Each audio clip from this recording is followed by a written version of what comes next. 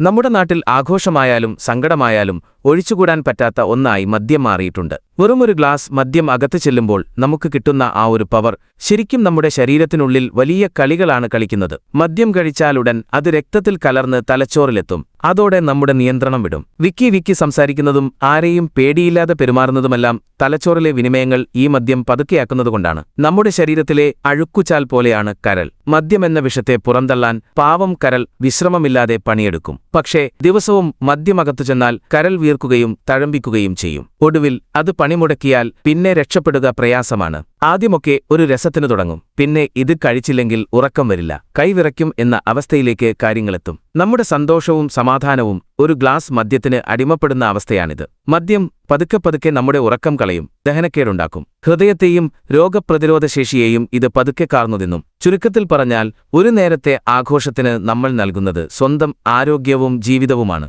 നിങ്ങളുടെ സുഹൃത്തുക്കൾക്ക് ഈ വീഡിയോ ഒന്ന് അയച്ചു കൊടുത്തേക്ക്. ഇത് കൂടുതൽ അറിവുകൾക്കായി ഫോളോ ചെയ്യാൻ മറക്കല്ലേ.